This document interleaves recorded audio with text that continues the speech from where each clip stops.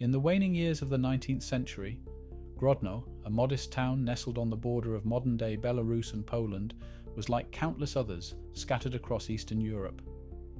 For centuries, it had been home to a thriving Jewish community, known for its skilled craftsmen, tailors, and merchants.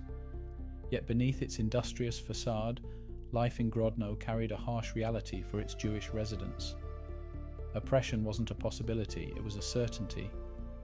Under the Tsarist regime, Jews were hemmed into the Pale of Settlement, a geographic cage that limited their freedom of movement and opportunity. Anti-Semitic policies strangled Jewish livelihoods. Commerce was heavily restricted, and quotas barred Jews from institutions of higher learning. Worse still, violent pogroms swept through towns like Grodno with disturbing regularity. For Max and Jetta Lansky, this was the environment into which their son Meyer was born on July 4, 1902. The Lanskys were poor but principled. Max, a garment presser, worked long hours trying to provide for his growing family, while Jetta took pride in her children's education and well-being. Despite the hardships, they valued community and tradition, keeping close ties to their synagogue and teaching young Meyer the importance of perseverance in the face of adversity. Meyer's early years in Grodno were shaped by the dual forces of his cultural identity and the hostility it attracted. As a child, he witnessed the sharp contrast between solidarity within the Jewish community and the precariousness of their position in a society that treated them as outsiders. It was not uncommon for Jewish homes to be raided, for livelihoods to be dismantled overnight, or for families to flee at the first whisper of violence. By the early 20th century, the Lanskys, like thousands of other Jewish families, realized that life under the Tsar's thumb offered little hope for a better future. Max made the heart-wrenching decision to leave his wife and 3 children behind in Grodno as he set out alone for America in 1909. The plan was simple but daunting. He would save enough money working in New York's garment industry to bring his family across the Atlantic. For 2 grueling years, Max toiled in sweatshops, living frugally as he scraped together the funds needed to reunite his family. Finally, in the spring of 1911, Jetta, 10-year-old Meyer, and his siblings boarded the SS Kursk for the journey to Ellis Island. The voyage was long and harrowing. The Lanskys were crammed into steerage, surrounded by seasick passengers and the constant din of crying children. Still, it was a journey fueled by hope, a fragile but enduring belief that America could offer a life free from the shadows of persecution. When the Kursk docked in New York Harbor in April 1911, the Lanskys were met with the chaotic scene of Ellis Island. Meyer's first impression of America was one of overwhelming scale and complexity. Lines of immigrants stretched endlessly as officials inspected papers, checked for diseases, and interrogated newcomers about their intentions. For Meyer, the process was bewildering, but it marked the beginning of a new chapter. Reunited with Max, the family settled in a tenement in Brownsville, Brooklyn, a neighborhood bursting with the energy of recently arrived Jewish, Italian, and Irish immigrants. Life in Brownsville was no respite from poverty. The streets were narrow and overcrowded, lined with dilapidated buildings where multiple families squeezed into single rooms. The smells of pickled herring and coal smoke lingered in the air, while the sounds of street vendors, horse-drawn carts, and children's laughter blended into a cacophony. For the young Meyer, Brownsville was both a challenge and a crucible. School was a struggle not academically, as Meyer was naturally bright, but because it often felt secondary to the pressing need to contribute to the family's survival. Like many children of immigrants, Meyer quickly learned that the world outside his door was both a playground and a battlefield. It was on these streets that Meyer first encountered the world of gambling.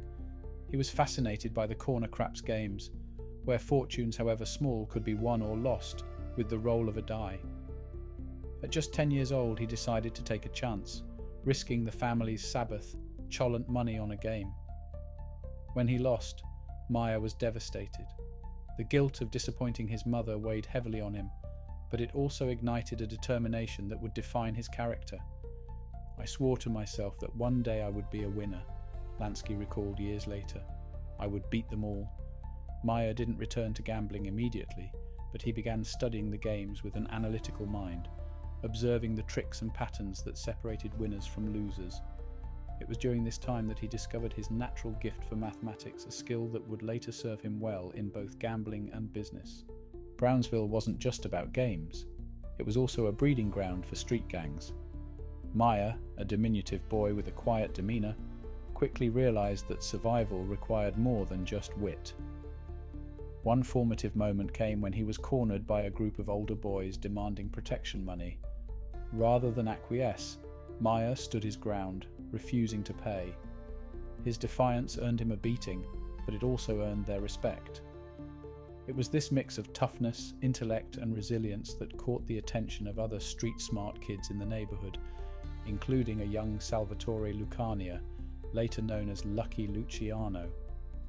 Though they came from different cultural backgrounds, Meyer and Lucky found common ground in their ambition and pragmatism. Their partnership, born on the gritty streets of Brooklyn, would later evolve into one of the most powerful alliances in organized crime history. By the time he was a teenager, Meyer Lansky was a keen observer of human behavior. He understood the motivations and weaknesses of those around him, and he used that understanding to navigate the complex social hierarchies of immigrant life. Yet, beneath his calm exterior was a burning desire to lift his family out of poverty and prove that intellect could triumph over brute force. These formative years in Grodno and Brownsville laid the foundation for Meyer Lansky's future. They taught him the value of community, the necessity of resilience, and the importance of playing the long game.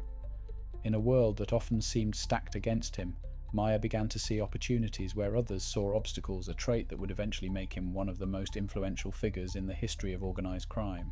At the turn of the 20th century, New York's immigrant districts were a crucible where ambition, desperation, and survival clashed daily. The Lower East Side was a battleground, a place where alliances were forged not in boardrooms, but in back alleys and smoky gambling dens.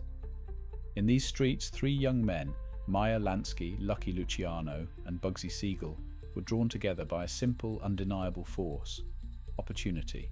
Lansky's first encounter with Lucky Luciano came not in a business deal, but in a showdown. Luciano, a young Sicilian with big aspirations, was already running small rackets. When his gang tried to muscle Meyer for protection money, Lansky, though small in stature, refused. He didn't beg. He didn't bargain. Instead, he told Luciano exactly where to shove his offer. A moment like that could have led to a beating or worse. But Luciano saw something different in Lansky: defiance, courage, and an intelligence that wasn't clouded by emotion. Instead of forcing him to pay, Luciano let him walk away, a rare gesture of respect. Over time, that moment grew into a connection. Lansky wasn't just another street kid, he had a mind for numbers and strategy, and in a world where brute force ruled, brains were a rare and valuable commodity. If Luciano was a strategist, Siegel was a storm. Benjamin Bugsy Siegel was charming, erratic, and utterly fearless. His reputation as a fighter spread quickly. He wasn't afraid to pull a trigger, throw a punch, or take risks that left lesser men trembling. But beneath his volatility was a sharp, ambitious mind. Like Lansky, Siegel saw gambling as the future, a legal business with limitless potential, if it could be controlled. It was Lansky who tempered Siegel's fiery nature, steering his talents towards something bigger than street fights and extortion rackets. Siegel was muscle, Luciano was leadership. But Lansky was the architect, the one who saw the future beyond petty crime. In the chaotic underworld of the Prohibition era, Lansky's relationships with Luciano and Siegel transformed from street alliances to an empire-building partnership. With alcohol outlawed, bootlegging became the golden ticket, and Lansky saw the numbers clearly. It wasn't just about smuggling liquor, it was about structuring an operation as efficiently as any legitimate business. Lansky, with his mastery of mathematics, designed systems to transport and distribute illegal liquor while minimizing risk. He saw how corruption could be leveraged, how law enforcement could be bought, and how violence could be minimized through calculated negotiation rather than brute force. As Luciano built connections with powerful Italian-American crime bosses, and Siegel enforced order with his fists and firepower, Lansky ensured that the money flowed. Their trio became one of the most formidable forces in organized crime, working not as individual gangsters, but as a business syndicate. As their bootlegging empire grew, Lansky's reputation as the brain solidified. He He wasn't loud and he wasn't reckless. While Siegel drew attention with his bold personality and Luciano dominated leadership circles, Lansky operated quietly in the background, making calculations, negotiating deals, and expanding their operations with surgical precision.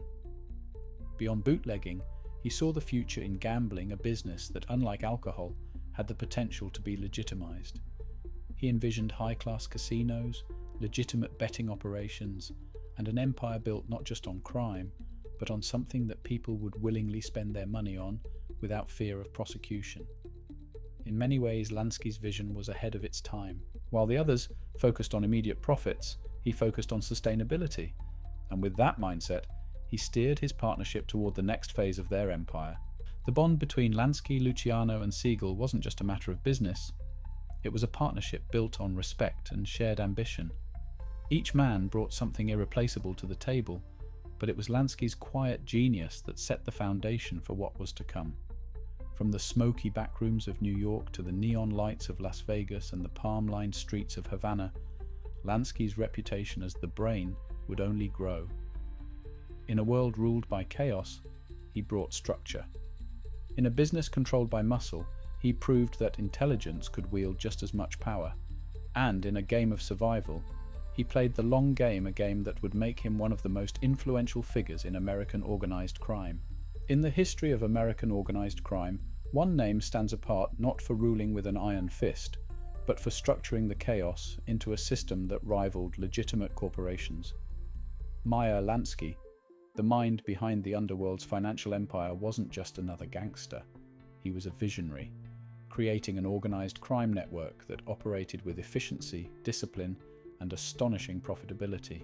When Prohibition took effect in 1920, it did little to curb America's appetite for alcohol. Instead, it sparked one of the largest criminal enterprises in history.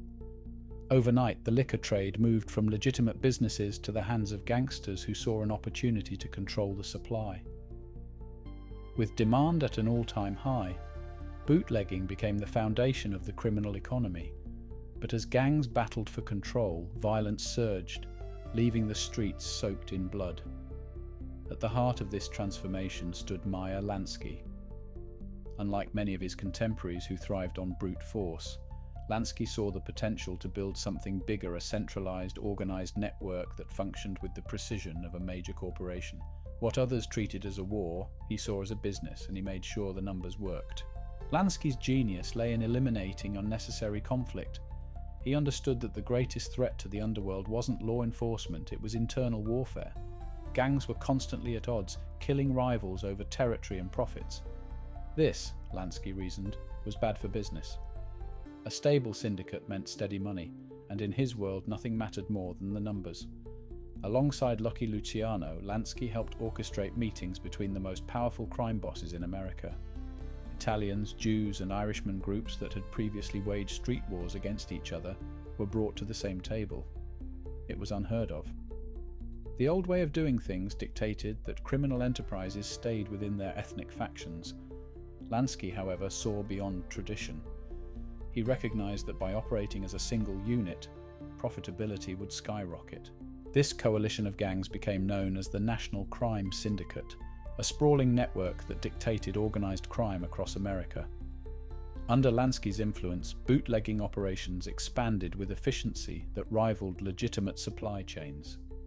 Liquor was smuggled into the country through offshore shipments, transported in secured vehicles, and distributed to a nationwide network of speakeasies. Corrupt officials ensured that law enforcement looked the other way, and the money moved seamlessly through Lansky's carefully structured financial system.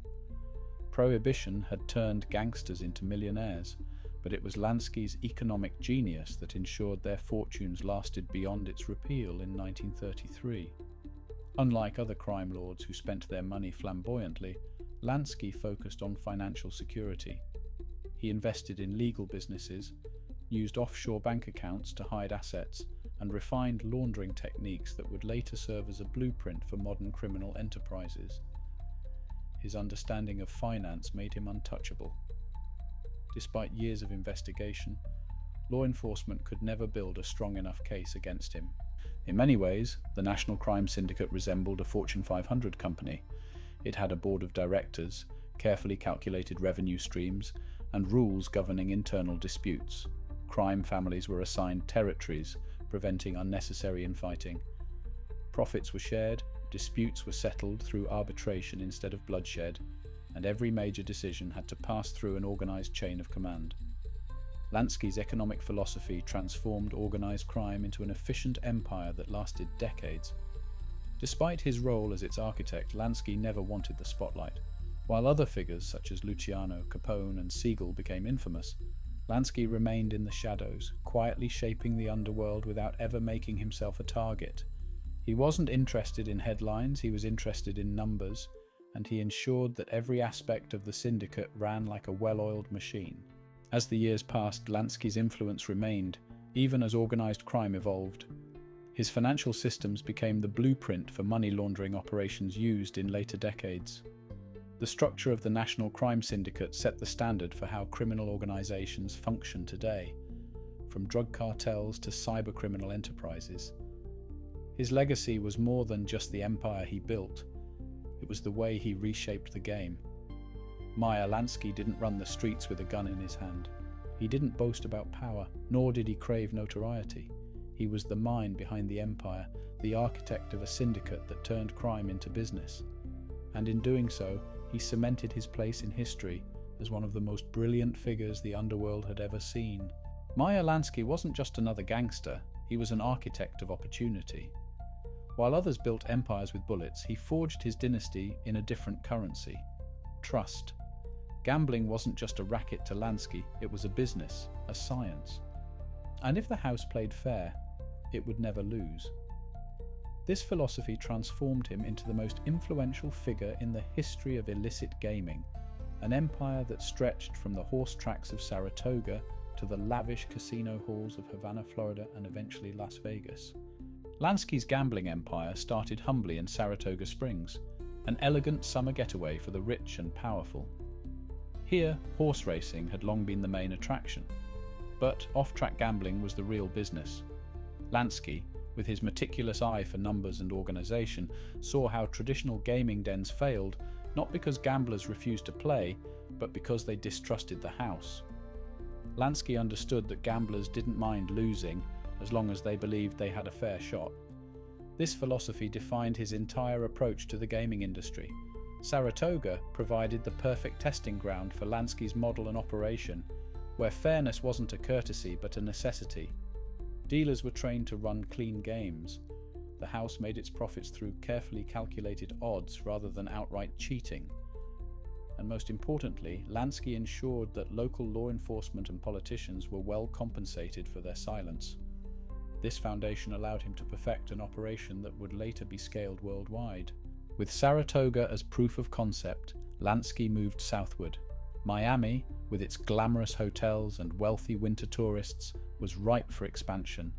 Carpet joints, small illegal casinos flourished, and Lansky ensured their seamless operation. Unlike other gangsters who extorted casino owners and skimmed profits recklessly, Lansky's method was strategic. He integrated organized crime with the local economy, making gambling not just an illicit indulgence, but a financial pillar of Miami's booming tourism industry. Here, Lansky introduced structures that became standard practice. Security was tight, ensuring no unnecessary violence disrupted business. Dealers were professional, games were fair, and politicians were partners rather than adversaries. The money didn't just flow, it moved efficiently, discreetly, and always in Lansky's favor. But for Lansky, Miami was just a stepping stone. His ambitions stretched further to Havana, the crown jewel of Caribbean gambling. In the 1940s, Cuba was a playground for the rich, a destination where American elites and international high rollers indulged in extravagant nights of gaming, music, and rum-soaked revelry. But despite its glamour, Cuba's gambling industry was a mess plagued by corruption, unreliable games, and operations that repelled serious gamblers. Lansky saw an opportunity to fix it. His plan required more than business acumen, it required political maneuvering. Cuban dictator Fulgencio Batista understood Lansky's expertise and appointed him as his unofficial gambling advisor. Under Batista's endorsement, Lansky restructured Havana's casino industry. He eliminated dishonest dealers, reformed gaming regulations, and imported top-tier talent from the United States to ensure that games were fair, efficient, and most importantly, irresistible to high-stakes gamblers. In return, Batista received his share of profits, and Lansky solidified his foothold in international gaming. The centerpiece of Lansky's Cuban empire was the Hotel Nacional, a towering, elegant casino that embodied his vision. Here, Hollywood celebrities, mob bosses, and politicians all mingled, gambling fortunes under Lansky's watchful eye. Havana became the Las Vegas before Las Vegas, and for a time it seemed unstoppable. But as Lansky built his dream empire in Havana, trouble brewed. Fidel Castro's revolution swept across Cuba, toppling Batista's regime. The rebels saw the casinos as symbols of corruption, and one by one, Lansky's gambling establishments fell. By 1960, Castro outlawed all forms of casino gaming, effectively shutting down Lansky's Cuban operations overnight.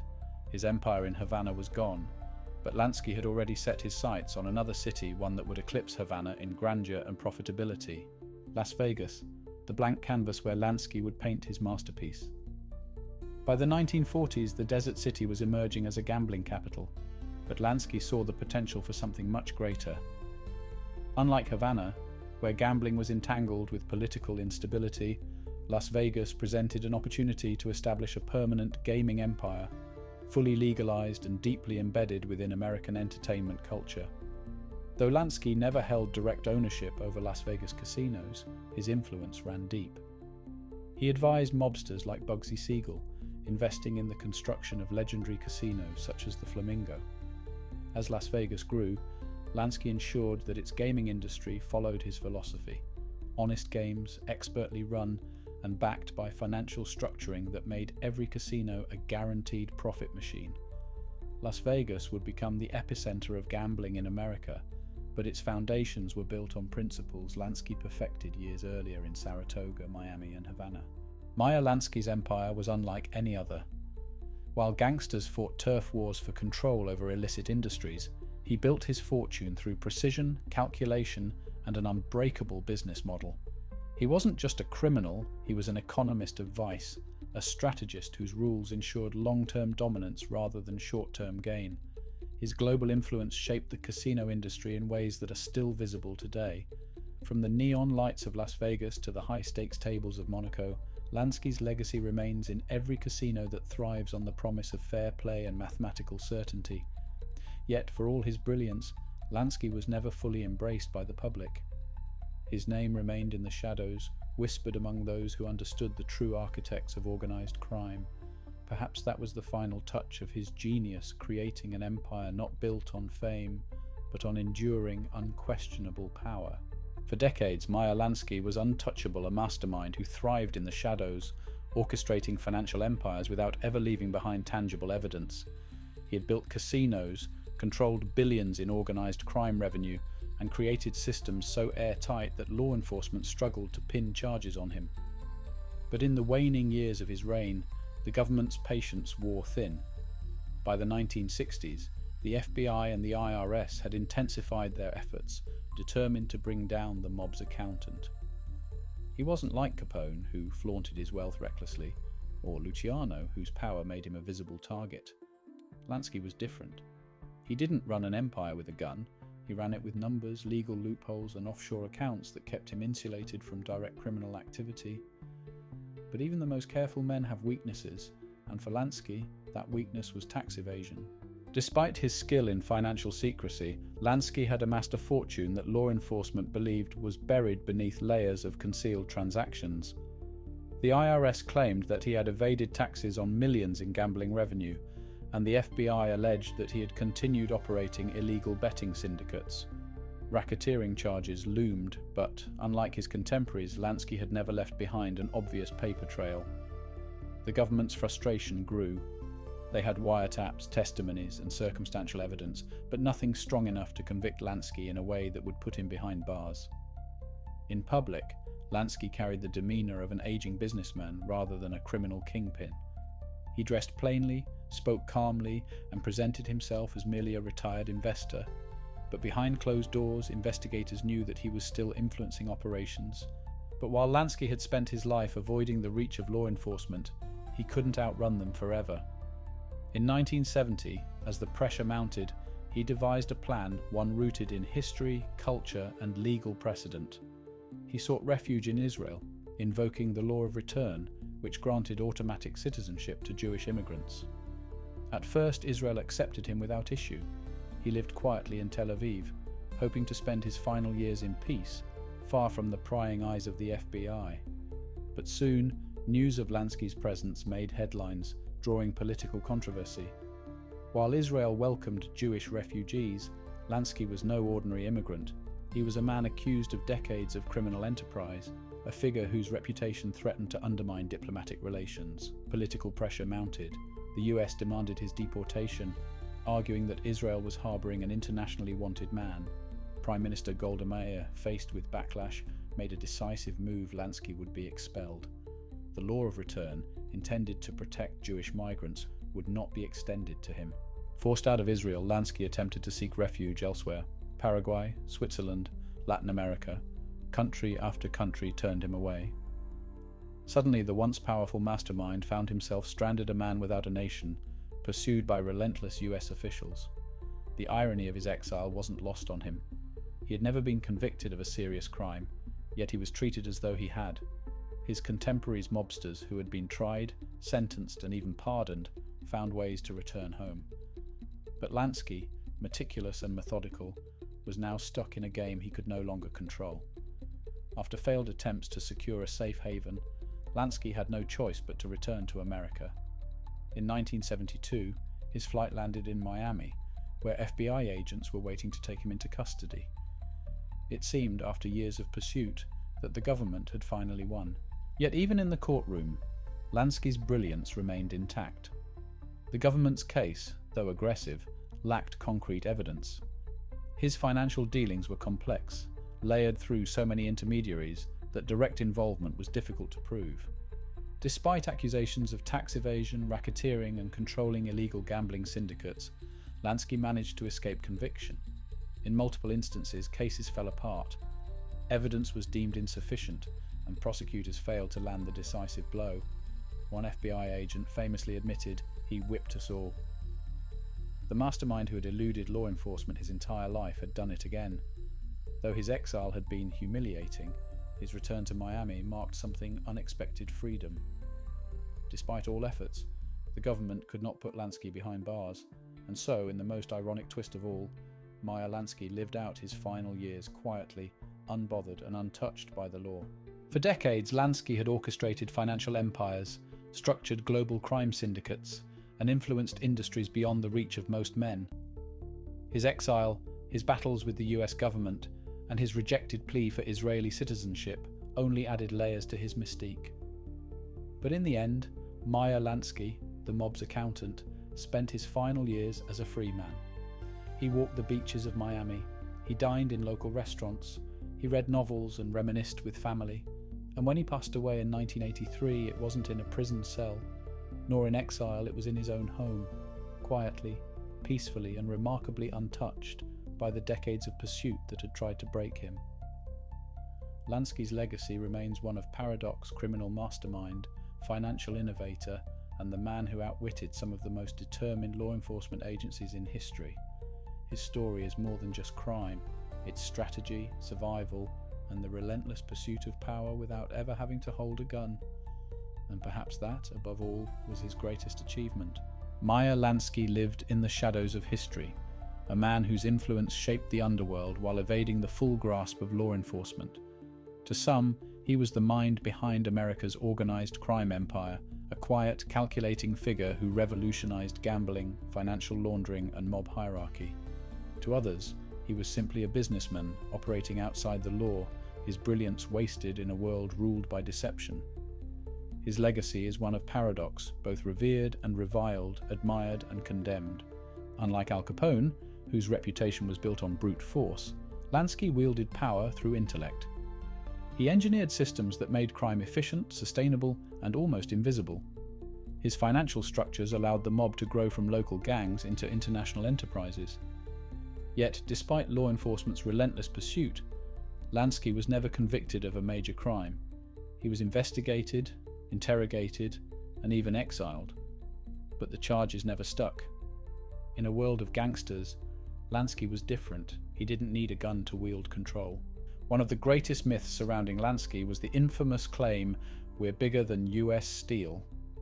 Whether or not Lansky actually uttered those words remains debatable, but the sentiment behind them was undeniably true. The syndicate, the National Crime Network Lansky helped build, generated billions. From bootlegging operations during Prohibition to offshore gambling networks, Lansky's influence stretched further than most legitimate corporations. The power of organized crime under his leadership was not measured in violence, it was measured in economics. Lansky's legacy is deeply embedded in financial crime. His mastery of money laundering set a precedent that extended far beyond the mafia, influencing modern economic corruption. Today's financial fraudsters, multinational criminal networks, and cybercrime syndicates operate on principles Lansky pioneered decades ago. By using legitimate businesses as fronts, funneling money through offshore accounts and structuring gambling operations to generate clean revenue, Lansky created a blueprint still in use today. It was his ability to play both sides crime and legality that made him untouchable for so long. He understood the loopholes in American financial law, exploiting them not just for survival, but for empire building. But what does Lansky's legacy truly mean? Was he merely a criminal? Or was he an innovator trapped in an era where his genius had no legal outlet? If he had been born under different circumstances, could his financial mind have led a legitimate Fortune 500 company instead of a criminal empire? The moral ambiguity of Lansky's story is impossible to ignore. Unlike violent crime bosses, he positioned himself as a businessman. He structured his operations as legal as possible under the circumstances, ensuring that law enforcement had little to hold against him. But at the heart of his legacy is a fundamental question. Did his contributions ultimately harm or reshape society? Lansky spent his final years in quiet exile, not in a prison cell, not on the run, but in the comfort of his Miami home. Unlike many of his contemporaries who met their end through execution, imprisonment, or betrayal, Lansky outlived them all. He had masterminded an empire, avoided conviction, and retired on his own terms. But was this truly a victory? The cost of power is rarely obvious in the moment. It comes in whispers, in the isolation of knowing that you can never truly leave the empire you built. Lansky may have escaped prosecution, but he never escaped his past. He was watched, investigated, and rejected from the land he once called home. Power gave him wealth, but denied him peace. In the end, perhaps that was the price of being the brain behind one of the most intricate criminal networks in history. Meyer Lansky represents more than a gangster, he represents the complexity of ambition and morality. He was proof that intelligence could thrive in the underworld just as it did in corporate boardrooms. His legacy is undeniable, his influence immeasurable, and his reputation as the mob's accountant remains legendary. But as the neon lights of Las Vegas shine, as financial transactions move unseen through offshore accounts, and as modern criminal empires operate with the precision Lansky once envisioned, one question lingers. Did Meyer Lansky win, or did he merely leave behind a world that proved him right?